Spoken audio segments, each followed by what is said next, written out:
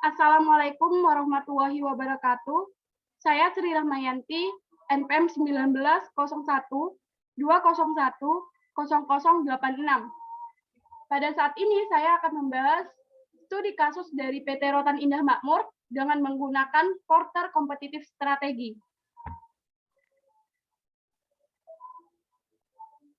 Oke, mari kita tahu dulu apa sih PT Rotan Indah Makmur itu, perusahaan bergerak di bidang apa. Nah, PT Rotan Indah Makmur adalah perusahaan yang bergerak di industri ekspor mebel dengan memproduksi berbagai gaya furnitur anyaman rotan berkualitas tinggi ke berbagai negara, seperti Amerika, negara-negara Eropa, Uni Emirat Arab, dan juga Tiongkok. Lalu kenapa kita membahas PT Rotan Indah Makmur ini? Pastinya ada sesuatu kenapa kita membahas ini, dan inilah latar belakang kenapa kita akan membahasnya. Pada akhir tahun 2019, seperti yang kita ketahui, corona menyerang dunia. Corona adalah penyakit yang menyerang sistem pernafasan. Dan pada Maret 2020, Indonesia dihebohkan dengan masuknya corona ke negeri ini. Banyak hal yang terganggu, termasuk juga bisnis yang terhambat bahkan mati. Jika banyak bisnis yang mati karena pandemi, ini tidak berlaku pada bisnis rotan, di mana pandemi meningkatkan permintaan sebanyak 50% dibandingkan sebelumnya. Permintaan meningkat, tetapi ada hambatan lain yang menghambat jalannya bisnis ini, yaitu terjadinya kelangkaan kontainer. Kan bisnis ini bisnis ekspor ya, jadi untuk mengekspornya kita butuh kontainer karena kita mengirimnya menggunakan kapal kan ya. Nah, di sini kontainer langka sehingga biaya ocean freight rate melambung tinggi. Nah, biaya ocean freight rate ini naiknya tidak main-main ya teman-teman. Seperti ke Amerika saja, udah naik 1000%, di mana mencapai $22.000 Amerika Serikat, yang mana nilai tersebut itu hampir sama dengan nilai barang yang akan dikirim. Tidak hanya sampai di situ, ternyata cargo space juga terbatas. Akibat dari adanya pandemi, pada awal-awal pandemi itu kapal dibatasi untuk berangkat. Akibatnya banyak penumpukan barang di pelabuhan. Jadi banyak penumpukan barang yang terjadi yang harusnya dikirim tidak dikirim. Akhirnya cargo space-nya terbatas, baru dikirim, sehingga perusahaan itu perlu melakukan penyewaan ataupun membangun gedung untuk menyimpan barang. Dan ini perusahaan harus mengeluarkan biaya yang mungkin tidak sedikit untuk membangun gedung ataupun menyewanya untuk menyimpan barang. Biaya-biaya yang membengkak ini membuat perusahaan harus berpikir-pikir kembali apakah dia harus menerima pesanan atau menolaknya. Dan pada akhirnya ada beberapa pesanan yang harus ditolak dan membuat perusahaan rugi. Jika seperti ini terus dibiarkan, maka cash flow perusahaan akan terpengaruh tentunya. Lalu langkah apa yang harus dibuat oleh perusahaan untuk membuat bisnisnya tetap untung di masa corona? Kita akan menganalisanya dan membahasnya menggunakan strategi Porter. Di sini kita akan menganalisa baik lingkungan internal dan eksternal. Untuk analisa lingkungan internal, aktivitas utama dari perusahaan yaitu logistik masuk. PT Rotan Indah Makmur menggunakan rotan-rotan yang berkualitas tinggi. Operasional, bahan-bahan yang dimiliki diolah dengan berbagai gaya furnitur yang mampu menarik mata pelanggannya. Logistik keluar, perusahaan mengirim produknya menggunakan kapal ke berbagai negara tujuan. Untuk pemasaran dan penjualan, mungkin sebelum masa pandemi, perusahaan itu mempromosikan produk-produknya dengan mengikuti pameran lokal dan juga internasional. Mungkin Indonesia mengadakan pameran, ikut gitu. Tetapi kan saat pandemi di mana sekarang apa-apa dibatasi. Jadinya kita tidak bisa mengikuti pameran baik lokal maupun internasional. Tetapi di dunia yang serba digital sekarang ini, kita bisa melakukan promosi tanpa harus ikut pameran-pameran lokal maupun internasional. Kita bisa menggunakan sosial media untuk promosi produk, membuat konten-konten tentang produk, dan juga melakukan branding agar produk kita itu mampu menarik para pelanggan. Pelayanan, perusahaan selalu memberikan pelayanan terbaik dengan memberikan anyaman yang berkualitas tinggi. Lalu aktivitas pendukung dari perusahaan yaitu untuk pengadaan. Perusahaan besar seperti ini tidak mungkin kalau pengadaan barang itu tidak memiliki pemasok yang besar yang menjaga pasokan perusahaan. Pastinya mereka memiliki pemasok yang besar atau bahkan memiliki hutan kayu ataupun hutan rotan sendiri. Lalu untuk perkembangan teknologi, produk perusahaan yang selalu tinggi penjualannya tentu desain barangnya selalu menyesuaikan dengan zaman. Manajemen sumber daya manusia, perusahaan memiliki 300 karyawan dengan Hanif Waluyo sebagai direktur utama. Infrastruktur perusahaan dalam melakukan produksi, tentu perusahaan memiliki infrastruktur yang menunjang karyawan dan memberikan kenyamanan. Karena kalau infrastrukturnya tidak menunjang karyawan dan tidak mampu memberikan kenyamanan, tidak mungkin 300 karyawan itu akan bertahan di perusahaan. Artinya mereka akan mengundurkan diri.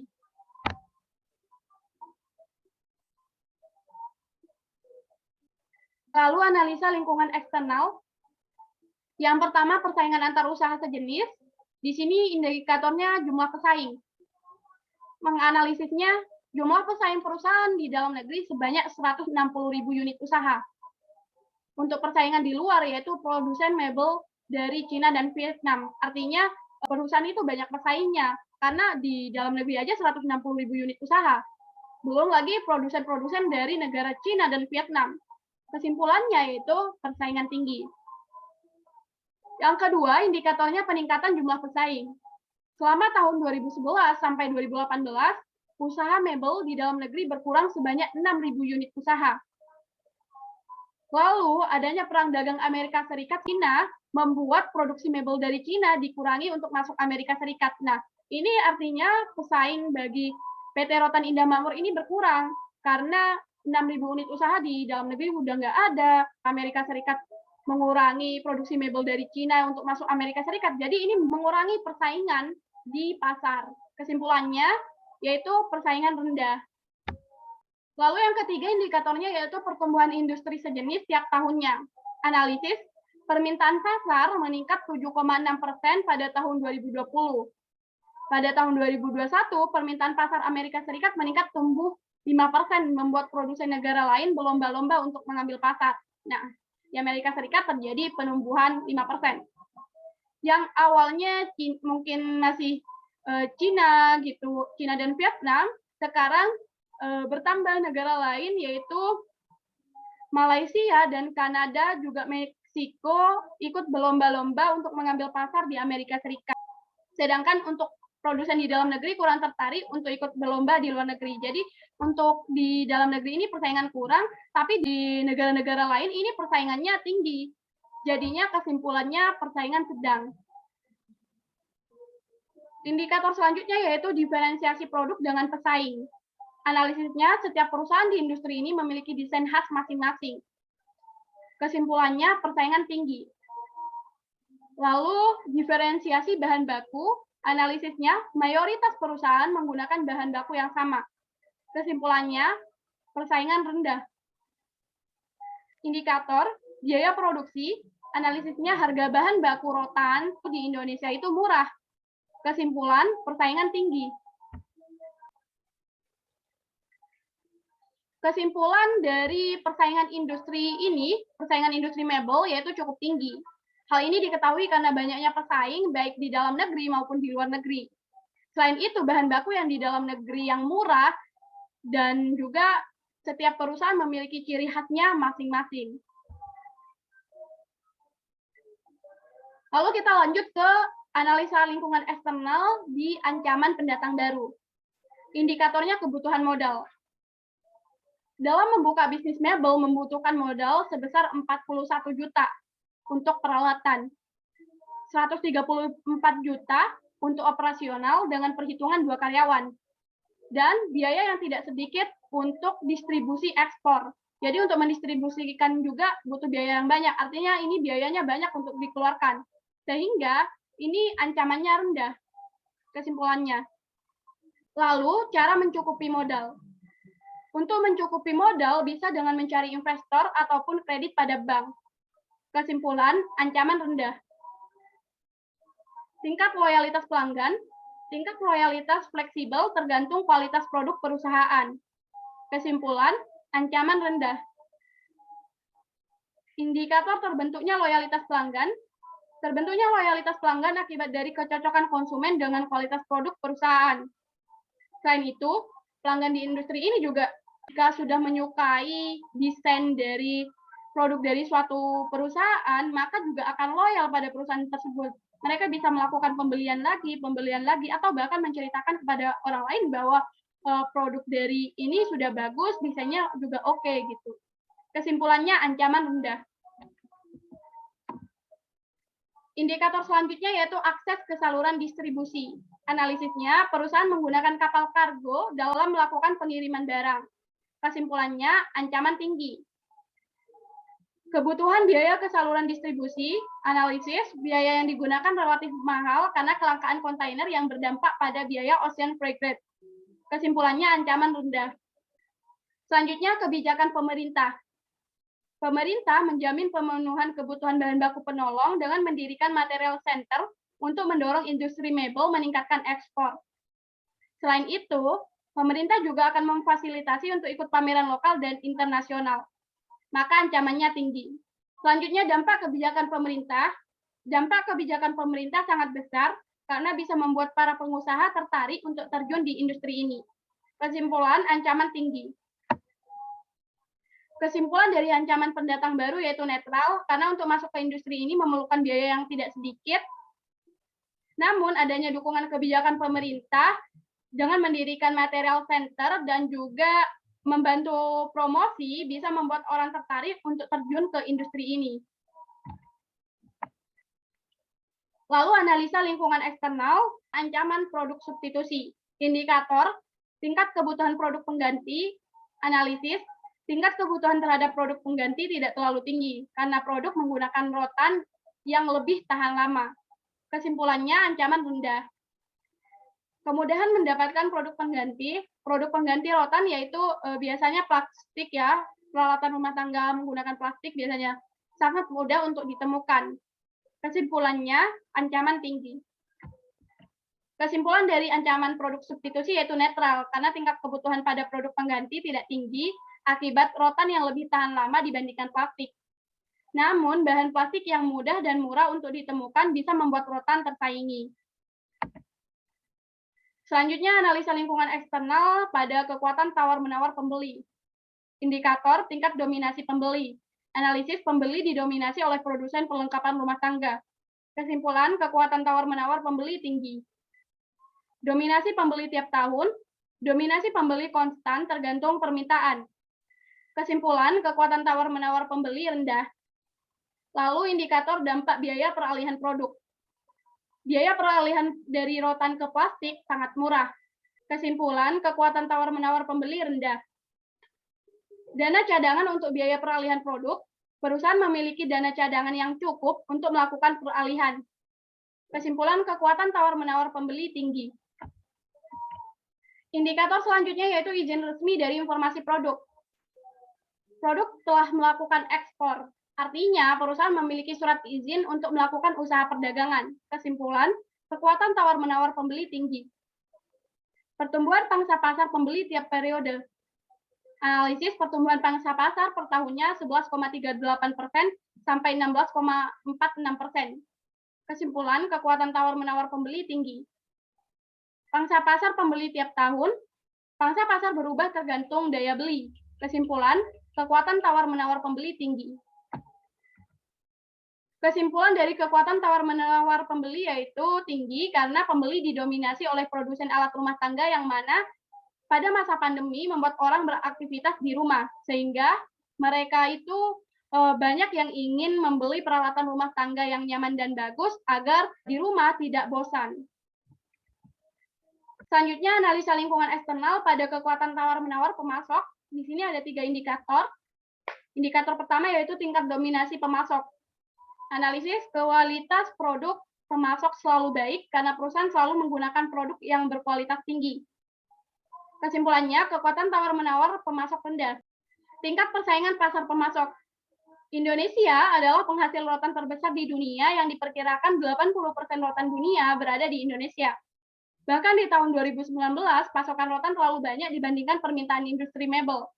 Dengan harga beli kisaran 1.200 per kilogram sampai 1.500 per kilogram. Itu artinya Indonesia memiliki banyak pemasok untuk rotan. Kekuatan tawar-menawar pemasok rendah. Alternatif pemasok, Indonesia memiliki 5 daerah dengan penghasil rotan terbesar yaitu Aceh, Sumatera Utara, Kalimantan Tengah, Kalimantan Selatan, dan Sulawesi Tengah. Oleh karena itu, industri mebel memiliki banyak pilihan alternatif. Kesimpulan, kekuatan tawar-menawar pemasok rendah. Kesimpulan dari kekuatan tawar-menawar pemasok yaitu rendah karena banyaknya alternatif pemasok, juga berlebihnya pasokan rotan yang harganya murah membuat pemasok itu harus berpikir-pikir kembali untuk memberikan penawaran yang tinggi. Selanjutnya, bagaimana strategi yang harus digunakan perusahaan untuk menghadapi kondisi tersebut? Nah, menurut pendapat saya, strategi yang cocok yaitu differentiation focus atau fokus diferensiasi.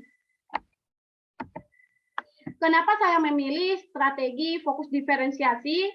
Karena biaya distribusi yang mahal, maka perusahaan itu mau tidak mau harus menaikkan harga jual. Tetapi perusahaan itu tidak serta-merta langsung menaikkan harga jual tanpa ada sesuatu yang juga dijual di dalam produk itu. Perusahaan itu harus melakukan inovasi agar produknya itu unik dan beda dari yang lain, sehingga memang pantas untuk dijual mahal. Selain itu, perusahaan juga bisa menetapkan target pasar kelas menengah ke atas. Karena kalau pasar kelas menengah ke atas, pasti mereka kayak tidak mikir dua kali buat membeli produk tersebut karena unik dan beda dari yang lain, sehingga mereka pasti akan membelinya. Dan pasti produk tersebut akan laku di pasar. Nah, untuk menarik kalangan menengah ke atas, maka perlu pembangunan branding yang terkesan eksklusif dan mahal. Jadi biasanya orang-orang menengah ke atas itu suka dengan sesuatu yang kelihatan eksklusif dan mahal. Jadi dengan kelihatan mahal, rotannya kelihatan bagus, mahal gitu, pasti mereka tidak eman atau tidak sayang untuk mengeluarkan uang. Mereka pasti mau membeli produk itu. Sudah unik, terus eksklusif lagi. Mereka pasti langsung mau mengeluarkan uang buat membeli produk tersebut. Terus perusahaan juga bisa memperluas pasar dengan menjual produknya di dalam negeri. Jadi kan perusahaan selama ini tuh menjualnya ekspor ke Amerika, ke Jerman, ke Tiongkok, tapi perusahaan itu tidak pernah mencoba pasar di dalam negeri. Nah, ini adalah kesempatan untuk perusahaan mencoba pasar di dalam negeri. Selain itu juga perusahaan itu bisa mencoba, bisa melakukan, bisa melihat dulu potensi di negara lain, apakah ada potensi untuk negara tersebut melakukan pembelian. Nah, jika memang ada potensi, ini adalah sebuah kesempatan untuk perusahaan memperluas pasarnya untuk menjual di negara-negara lain. Supaya apa? Supaya penjualan meningkat, supaya profit perusahaan juga banyak, supaya juga tidak bergantung ke negara-negara itu saja untuk melakukan penjualan, tapi juga bisa ke berbagai negara. Lalu selanjutnya yaitu alternatif strategi yang bisa perusahaan coba, yaitu yang pertama, perusahaan bisa melakukan riset negara mana yang memiliki persediaan rotan cukup. Nah, setelah tahu negara yang memiliki sumber daya rotan yang cukup, perusahaan juga perlu melihat apakah di sana ada industri yang mengolah rotan. Jika ada, berapa banyak, atau malah di negara tersebut tidak ada sama sekali. Nah, jika memang tidak ada ataupun sedikit, perusahaan juga perlu melihat apakah biaya distribusi di sana mahal untuk melakukan ekspor, atau bagaimana standar gaji pegawainya, apakah tinggi, apakah rendah gitu. Jika memang biaya distribusi dan standar gaji dirasa cocok oleh perusahaan, maka ini menjadi kesempatan buat perusahaan untuk melakukan ekspansi bisnisnya ke luar negeri. Jadi melakukan ekspansi ke biayanya yang lebih sedikit, agar keuntungan perusahaan juga lebih banyak. Terus perusahaan juga perlu menerapkan total quality management agar kualitas produk perusahaan itu semakin baik. Dan juga dalam hal produksi, perusahaan itu bisa efisien. Jadi tidak ada kayak waktu terbuang sia-sia kayak mesin macet ataupun karena ada rapat mendadak gitu. Jadi di sini dengan menerapkan TQM, perusahaan itu bisa maksimal dalam bekerja. Jadi kualitas produknya bagus, terus produksi efisien, sehingga biaya juga tidak banyak yang terbuang sia-sia. Jadi biayanya juga efisien. Lalu selanjutnya, ketika kita sudah menerapkan TQM, kita juga mendukung hal itu. Kita bisa melengkapi perusahaan dengan alat-alat produksi dengan mesin-mesin yang berteknologi agar karyawan juga bisa dikurangi. Sehingga jika karyawan dikurangi, maka biaya perusahaan juga berkurang. Ada tenaga mesin yang bisa membantu pekerjaan sumber daya manusia tersebut. Sehingga juga dalam hal produksi efisien. Karena kalau biasanya banyak orang yang bekerja gitu, kerja itu sambil kayak ngobrol. Akhirnya apa? Akhirnya dalam hal produktivitas itu tidak optimal. Jadinya produksinya itu tidak efisien, banyak buang-buang waktu. Terus selanjutnya, kita bisa mengadakan pameran online. Ini gunanya untuk melakukan promosi supaya produk kita semakin meningkat penjualannya. Untuk pameran online, kita bisa menyebarkan undangan di sosmed. Maksudnya pengumuman di sosmed, lalu untuk undangannya kita bisa membaginya pada koneksi-koneksi perusahaan.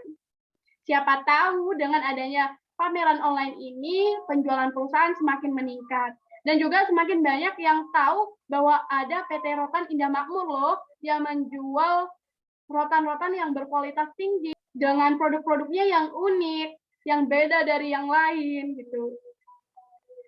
Lalu kita bisa menyewa kapal kontainer ukuran kecil dan fleksibel untuk melakukan pengiriman khusus produk perusahaan. Nah, kenapa saya memilih menyewa kapal kontainer? Padahal kapal kontainer itu mahal. Dan apakah worth it? Menurut saya itu worth it. Kenapa? Karena pesanan kita sudah banyak, sudah sepantasnya kita menyewa kapal kontainer ukuran kecil ini untuk melakukan pengiriman.